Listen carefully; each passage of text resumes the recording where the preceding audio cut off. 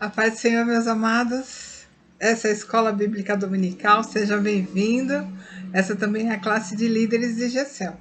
E hoje nós vamos estudar a lição 4, Visão de Corpo. Essa aula é sensacional, você vai gostar. E que o Espírito Santo de Deus possa nos ajudar, né, a realmente compreender hoje essa visão, né, visão de corpo e vivê-la. Eu creio que o mais excelente, né, do que aprender sobre é viver aquilo que a gente aprendeu, amém? Então vamos pedir para o Espírito Santo nos ajudar, de maneira que sejamos abençoadíssimos, né, com essa aula. Seja bem-vindo, então, mais uma vez, em nome de Jesus, e vamos orar. Pai querido, Deus amado, em nome do Senhor Jesus, eu quero te agradecer por essa manhã, porque estamos aqui, Senhor, para aprender de Ti mais uma vez, e nessa lição, Senhor, sobre visão de corpo, o Teu corpo, Jesus. Nós queremos ter essa visão muito clara em nossas vidas, para que possamos vivê-la, ó Deus, e nós te agradecemos, Jesus, por ter o Senhor como cabeça. Obrigada, Senhor, por nos instruir, por nos amar, por cuidar de nós, por ser o nosso norte, Jesus. Paizinho querido, em nome de Jesus, fica conosco, abençoa todos que estão já aqui para participar e aqueles que futuramente vão participar, ouvir essa palavra. Senhor, que teu Espírito Santo seja presente na vida de cada um. Eu te agradeço essa rica oportunidade e que o Senhor abençoe também as demais salas reunidas, Senhor, em nome do Senhor Jesus. Amém e amém. Então vamos lá, vamos começar então. O tema da nossa lição é visão de corpo. Então, visão do corpo, né? O texto bíblico é de 1 Coríntios 12, de 12 a 31, trata da unidade da igreja, onde Paulo apresenta a ideia da igreja como corpo de Cristo. Então, o ponto 1 diz, por que corpo?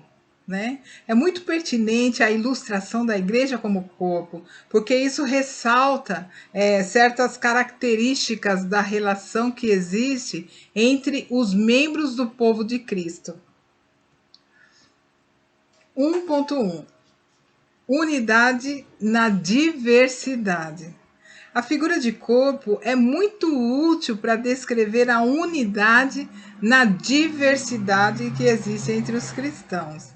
Romanos 12, de 4 a 8, diz assim, olha, assim como cada um de nós tem um corpo com muitos membros, e esses membros não exercem todos a mesma função, assim também Cristo em nós, que somos muitos, formamos um corpo, e cada membro está ligado a todos os outros. Temos diferentes dons de acordo com a graça que nos foi dada. Se alguém tem o dom de profetizar, use-o na proporção da sua fé. Se o seu dom é servir, sirva. Se é ensinar, ensine.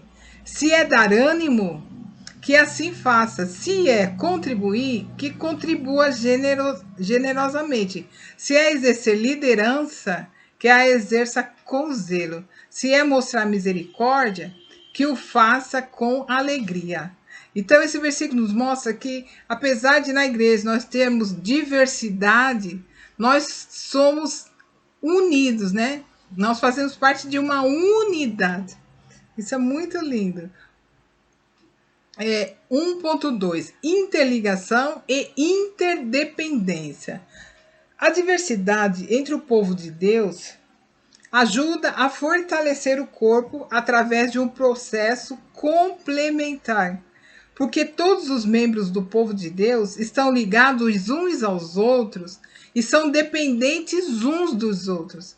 Nenhuma parte é insignificante, irrelevante ou dispensável. Nós devemos ser tão interligados a ponto de cuidarmos das outras pessoas como se estivéssemos cuidando de nós mesmos. Nós devemos chorar com os que choram e nos regozijar com os que se regozijam, né? Tá lá em Romanos 12, 15. Esse é um versículo. Então, olha que coisa tremenda, né? Nenhuma parte do corpo é insignificante, irrelevante ou dispensável, né? Nós estamos todos ligados no corpo e somos todos igualmente úteis para o corpo de Cristo. Crescimento de todos, né? É o ponto 1.3. Então, toda a unidade e interdependência do povo de Deus é destinada a levar a uma única meta, o crescimento espiritual. O corpo, para sobreviver e ser saudável, precisa de todos os membros estejam funcionando bem, pois cada membro desempenha uma tarefa dentro dos objetivos em comum. Sendo equipados através do ensino, os santos precisam servir para que o povo de Cristo seja edificado. Todos crescem na vida do corpo. É coisa tremenda, né? Ponto 1.4, né? Relação de Cristo com o corpo. A figura do corpo é usada também para descrever a relação que existe entre o povo de Deus e Cristo. Ele é a cabeça do corpo, pois o marido é a cabeça da mulher, como também Cristo é o cabeça da igreja, que é o seu corpo, do qual ele é o Salvador, né? Tá lá em Efésios 5:23 esse versículo. Então, assim como o marido é o cabeça da mulher no lar, Cristo é o cabeça da igreja, né? Essa é a relação de Cristo com o corpo.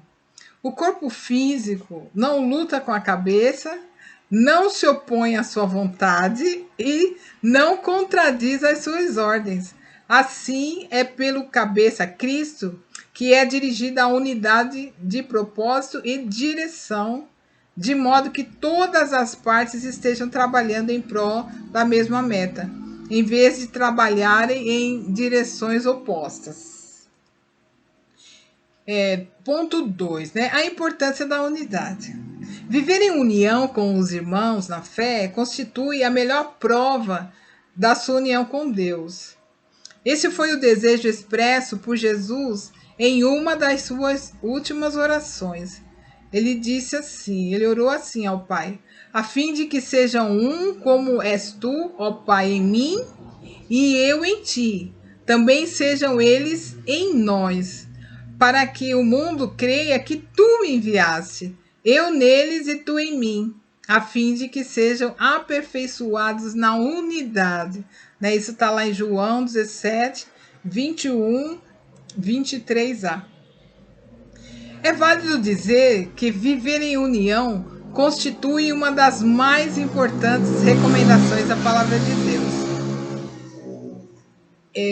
Tem um versículo que diz: e digais todos uma mesma coisa, e que não haja entre vós dissensões, antes sejais unidos em um mesmo sentido, em um mesmo parecer. Está lá em 1 Coríntios, capítulo 1, versículo 10.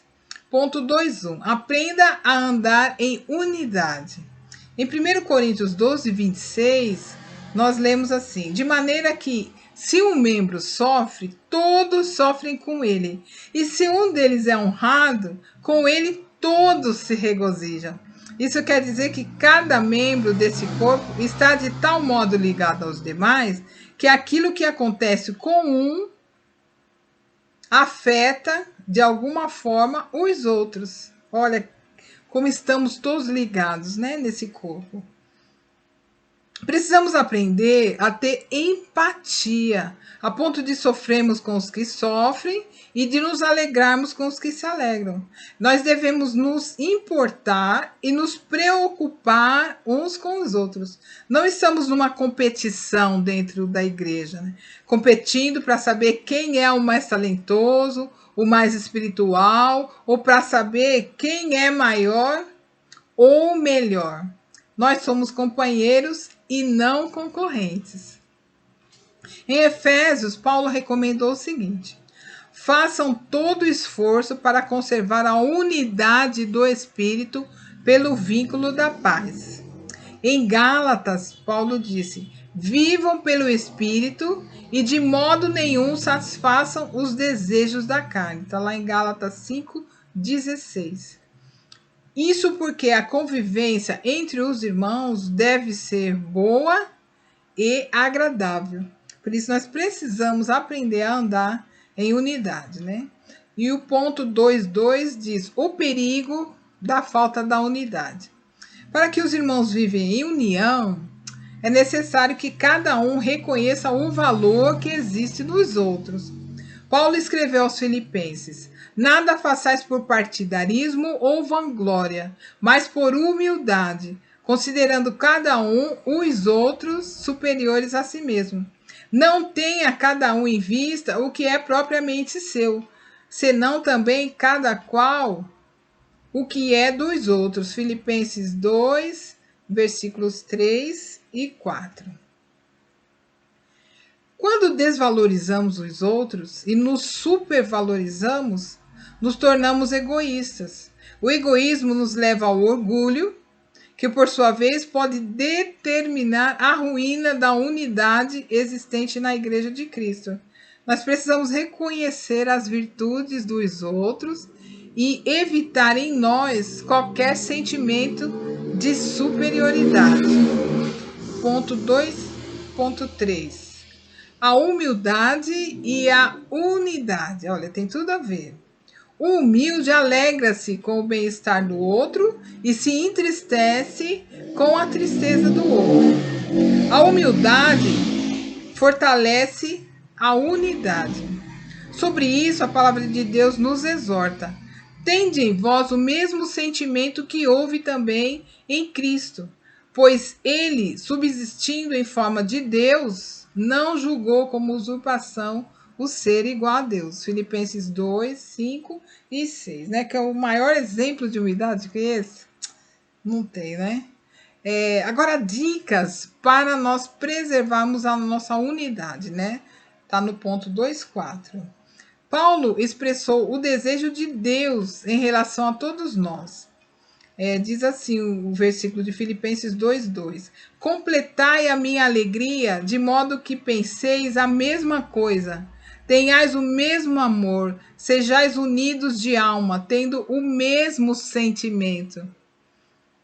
E na carta aos Efésios, o mesmo Paulo ensinou que a preservação da unidade deve ser feita com toda diligência e amor. Está lá em Efésios 4, versículos 2 e 3. Ou seja, nós precisamos trabalhar com esforço e amor pela completa integração de todas as pessoas na vida da igreja. Para preservarmos a unidade de pensamento entre os irmãos, nós precisamos cultivar entre eles uma boa relação de amizade. Sobre isso, Pedro ensinou: finalmente, sede todos de igual ânimo, compadecidos, fraternalmente amigos, misericordiosos, humildes, não pagando mal por mal ou injúria por injúria. Está lá em 1 Pedro 3, 8 e 9. Olha só quantos conselhos valiosos, né?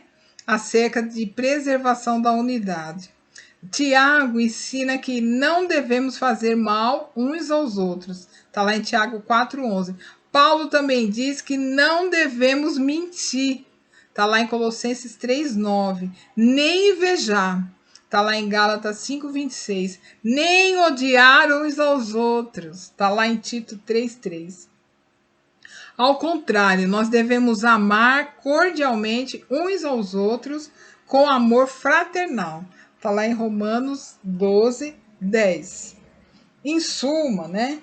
A comunhão de uns com os outros se desenvolve e prevalece através do esforço comum e da boa vontade de todos, com o auxílio de Deus, é claro, né? A sua maior prioridade deve ser a de cuidar do seu irmão. E a do seu irmão deve ser de cuidar de você. Assim o corpo funcionará bem. Olha, irmãos, que ensino maravilhoso que Deus está nos dando aqui. Você percebe, né, como é maravilhoso quando a gente consegue verdadeiramente colocar em prática todos esses ensinamentos? Fica aí comigo, olha que coisa boa a gente está aprendendo e com certeza o Espírito Santo está ministrando ao nosso coração, né? E vai nos trazer à memória quando nós precisarmos usar de todos esses conselhos, né? E que o amor de Deus esteja assim, ó, pulsando, né? No nosso coração, a fim de que realmente esse amor esteja sendo despertado em nós, né? Conforme nós estamos assistindo essa aula. O ponto 3 diz: pedras vivas da edificação espiritual. Então, cada cristão é uma pedra viva edificada em Cristo. Chegando-vos para ele a pedra que vive rejeitada, sim, pelos homens, mas para com Deus eleita e preciosa. Também vós mesmos, como pedras que vivem, sois edificados, casa espiritual, para ser de sacerdócio santo, a fim de oferecer sacrifícios espirituais agradáveis a Deus, por intermédio de Jesus Cristo. Está lá em 1 Pedro 2, 4 e 5, né? Então, Jesus é a pedra angular, que foi rejeitado por muitos homens, mas não por nós, né? Graças a Deus. E nós, edificados em Cristo, nós somos pedras vivas. Olha que coisa tremenda, essa questão de edificação espiritual, né? Então, o ponto 3.1 diz pedras vivas versus pedras mortas. Então, pedras vivas é uma pedra que foi lapidada, trabalhada e perfeitamente encaixada no edifício. Pedras vivas são pessoas que foram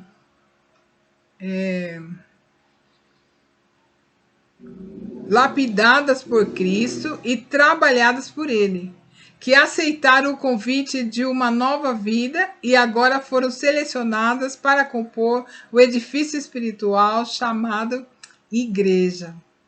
E haverá inúmeras diferenças entre nós, mas através do processo de atrito é que acontece a lapidação. Então nós somos diferentes. É verdade. E nós vamos convivendo ali dia após dia. E às vezes há alguns atritos, mas esses atritos acabam redundando em lapidação. E nós somos transformados, né? Um transforma o outro, ajuda o outro a se transformar também.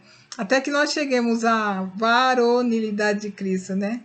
A estatura de varão perfeito. Nossa, é muito lindo, né? A gente saber que nós vamos chegar a Cristo, a ser como Ele, né? O primeiro dos filhos de Deus. Tremendo, né? Jesus. E nós estamos indo no mesmo passo dele, né? Glória a Deus. Agora, como pedras mortas, né? Uma pedra morta, ela é aquela que ainda não foi lapidada para se encaixar com outras pedras. Pedras mortas são pessoas que vivem causando dificuldade ao reino. Geralmente não querem ser lapidadas e nem querem ser encaixadas a todo custo no edifício de Cristo. Na maioria das vezes, elas é que determinam onde querem ser encaixadas, não deixem que Cristo as encaixe, vivem isoladas, nunca conseguem ter firmeza na fé, estão sempre de um lado para o outro, procurando por novas igrejas e por novos moveres. Aquilo que elas estão vivendo nunca é o suficiente. Essas são as pedras mortas. Ponto 3.2, né? Quando formamos o edifício espiritual. Nós somos pedras individualmente, mas coletivamente nós somos um edifício espiritual. A igreja só é ativada quando nós estamos conectados à coletividade. O membro que se desconecta do corpo morre. Quando ele se afasta, a morte é gerada nele. É como uma brasa tirada do meio da churrasqueira e colocada sozinha. Acaba se apagando, né? Problemas do corpo. Os problemas são vários. Por isso, a seguir, nós apresentaremos alguns desses problemas que têm se manifestado com frequência em meio à igreja, né? Infelizmente. Primeiro problema, ponto 4.1, a síndrome do maior. Marcos 9, de 33 a 35, diz assim: Tendo eles partido para Cafarnaum, estando ele em casa, interrogou os discípulos: De que é que discutiam pelo caminho? Mas eles guardaram silêncio, porque pelo caminho haviam discutido entre si quem era o maior. E ele, assentando-se, chamou os 12 e lhes disse: Se alguém quer ser o primeiro, será o último e servo de todos. Olha aqui Jesus aconselhando seus discípulos. Olha, irmãos, nós devemos aprender com Jesus, não é verdade? Olha que amor Jesus tinha para com seus discípulos. E ele, eu lendo assim esse versículo, né, eu imagino que ele mansamente, né, porque diz aqui, e ele, assentando-se, chamou os 12 e lhes disse: Olha que coisa linda. Quer dizer que ele sentou-se, chamou-os para si, porque ele viu que eles estavam com o procedimento errado, com o pensamento errado, e foi instruí-los, né, da maneira correta. Ai, meu Deus, esse Jesus. E até hoje ele faz isso com a gente, não é verdade? Às vezes a gente está lendo a palavra assim, de repente a gente está com um sentimento ali no coração, ou um pensamento, ou um comportamento que não está de acordo. Aí é dessa forma que a gente sente, né? Jesus assim tocando em nós, falando: olha, não está certo não isso aí que você está pensando. Olha, a palavra diz isso, isso e isso, né? E aí a gente fica, né, meio sem graça, falou: Jesus é mesmo, tem misericórdia, me perdoa, me ajuda, né? E Jesus é o mesmo, né? Assim como ele sentava com os discípulos, ele senta com a gente. E aqui ele está sentado com a gente aqui. Nós estamos aprendendo juntos, não é verdade? E que esse Espírito Santo de Deus, né, nos ajude a guardar tudo isso, porque quão valiosos são esses ensinos, né? E ele está nos ensinando a viver como corpo. E ele é o cabeça. Ai, meu Deus, que privilégio, não é verdade? Olha, fica aí, hein? Não sai daí que nós estamos assim, nos banqueteando, né?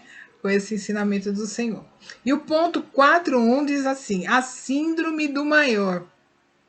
Essa síndrome leva as pessoas a disputar o poder para ver quem fala mais alto, quem é o mais eficaz e quem lidera melhor. Por conta dessa síndrome, muitos soldados foram feridos e muitos outros se encontram abatidos. Olha, no corpo de Cristo. Olha o que acontece quando há essa síndrome do maior. A disputa pelo poder, né? A disputa para ver quem lidera melhor. Pessoas são feridas, pessoas são machucadas por conta dessa disputa egoísta, né? Igual esses dois estavam ali, os discípulos estavam ali disputando. Jesus sentou com eles e explicou. E agora Jesus senta com a gente hoje e está explicando também. E olha o que ele diz: olha, o maior no reino de Deus é aquele que sai do primeiro lugar e vai para o último, sem se importar em ser visto, procurando apenas poder contribuir com a vida dos irmãos. Olha que tremendo. Aquele que não visa posições de evidência, mas apenas está disposto a servir. Ai, que tudo isso. E o ponto 4.2 é a síndrome do reconhecimento. Também tem um versículo, Marcos 10, 35 a 38, né? Diz assim: Então se aproximaram dele Tiago e João, filhos de Zebedeu, dizendo-lhe: Mestre, queremos que nos conceda o que te vamos pedir. E eles perguntou: Que quereis que vos faça? Responderam-lhe: Permite-nos que, na tua glória, nos assentemos com um à tua direita e outro à tua esquerda. Mas Jesus lhe disse: Não sabeis o que pedis. Podeis vós beber o cálice que eu bebo, ou receber o batismo com que eu sou batizado? Então aqui Tiago e João, eles queriam ser reconhecidos acima dos demais discípulos. Ai, senta a nós, um à direita e outro à tua esquerda, lá na tua glória, né? Modesto eles. Então, alguns vivem as suas vidas procurando o reconhecimento do pastor, do líder ou dos irmãos da igreja. Eles não querem servir com visão de reino. O que importa é que seus nomes sejam chamados nos microfones para se apresentarem em posição de destaque, como forma de reconhecimento. E ai do pastor se não chamar, né? O circo está montado. É verdade, são pessoas que são guiadas, né? Pelo reconhecimento e não por servir o reino de Deus. Mas graças a Deus que o Senhor está nos alertando hoje, né? Que se isso está em nós, né, uma forma de vanglória, ou se isso está tendo domínio sobre as nossas vidas, em nome de Jesus vai cair por terra. Porque, na verdade, a nossa função no corpo, no reino, é servir. Alguns, quando acham que não estão sendo valorizados, se entristecem, reclamam e até estão dispostos a arrumar confusão por isso. O problema é que eles não compreenderam o princípio do serviço, não amadureceram e ainda não entenderam o que é ser igreja.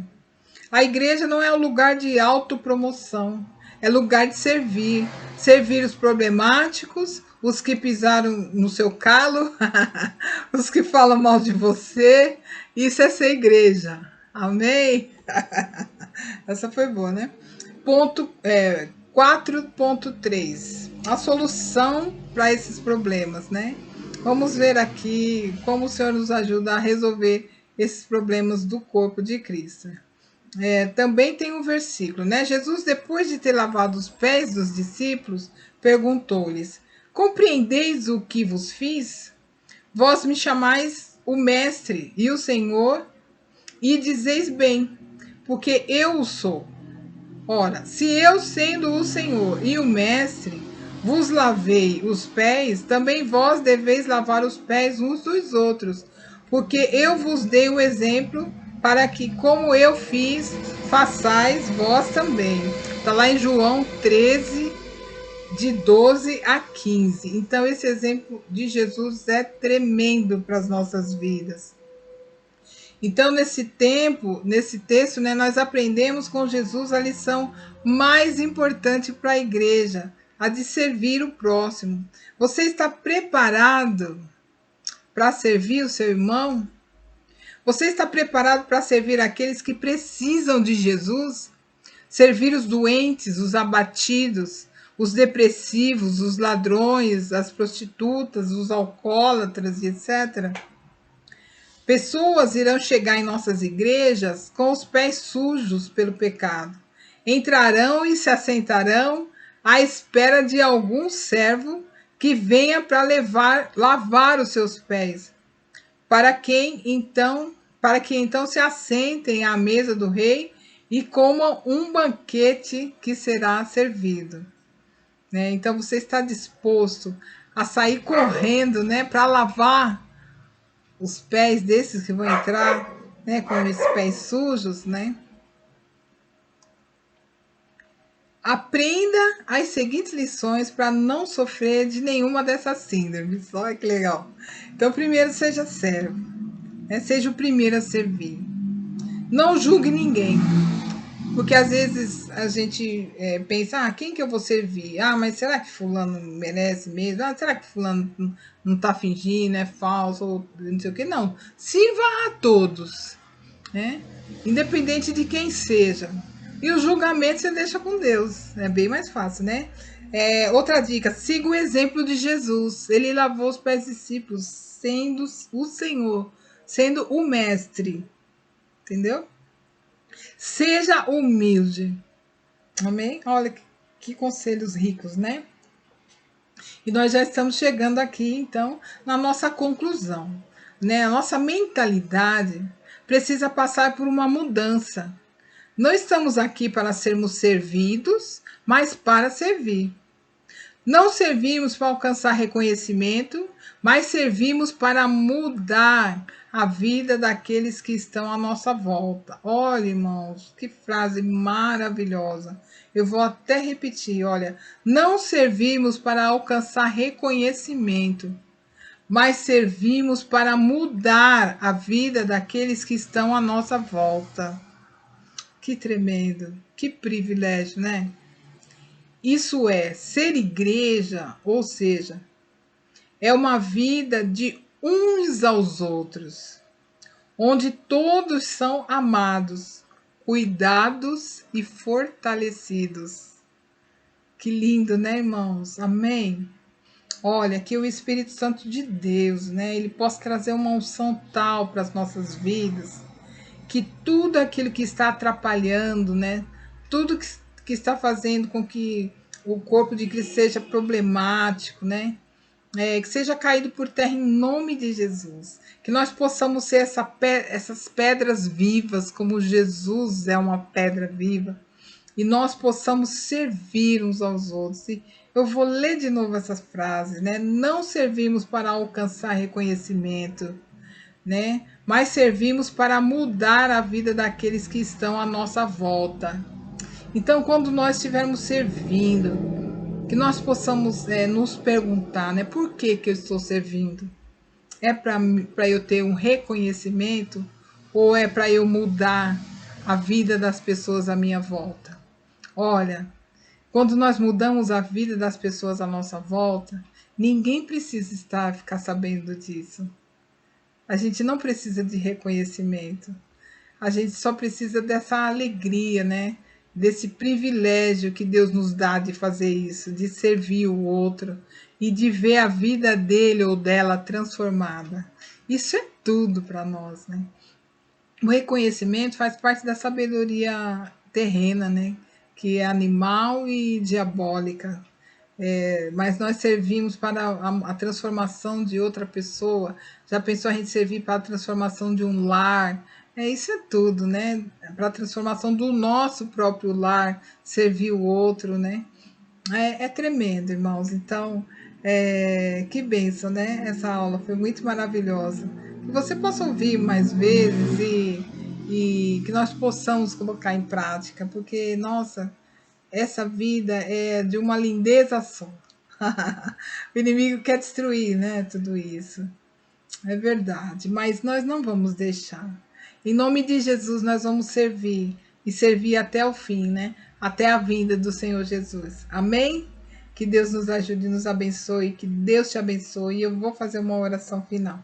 Paizinho, nós queremos te agradecer porque o Senhor é um com Jesus e o Senhor quer essa unidade também entre nós, corpo de Cristo.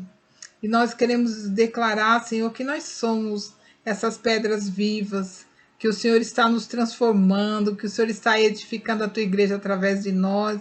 E nós somos muito felizes por isso, meu Deus, e mais feliz ainda em saber que não vai terminar, Senhor Deus, até nessa unidade jamais, porque, meu Deus, um dia nós vamos morar contigo no céu. E aí, Senhor, vai ser só alegria mesmo, porque o diabo não vai estar lá, o nosso eu não vai estar lá, o pecado não vai estar lá. E nós vamos poder ser unidos para sempre. Meu Deus, que vida maravilhosa será essa, Senhor? Essa união, essa unidade que nunca mais cessará. E eu quero pedir para o Senhor, Deus nos ajuda, Pai, nos desafios aqui da terra. O Senhor nos ajuda a nos desembaraçar dessas coisas, Senhor Deus eterno, desse reconhecimento, do querer ser o maior, do querer ter poder. Senhor, essas coisas são do mundo, não são nossas. E nós não fazemos parte do mundo, nós estamos aqui para servir uns aos outros, para nos amar uns aos outros, a fim de que as pessoas vejam que nós somos um e reconheçam que o Senhor enviou Jesus para nos salvar. Deus Santo, nós temos uma missão nessa terra, nós somos o teu corpo, nós somos um corpo vivo, nós somos pedras vivas. Senhor, derrama sobre nós a tua unção, derrama essa unção sobre o rebanho de Vila Medeiros, derrama essa unção sobre os líderes de GECEL, para que possamos, Senhor, transmitir para os nossos liderados, nós possamos ser um corpo. Em nome de Jesus nós te pedimos, Senhor, e já te agradecemos por essa aula maravilhosa. Em nome de Jesus. Amém e amém. Meu querido, minha querida, Deus te abençoe. Obrigada por ficar comigo até aqui. E responda o quiz, tá bom? Eu vou deixar o quiz aí para você estar respondendo a respeito da aula. tá bom?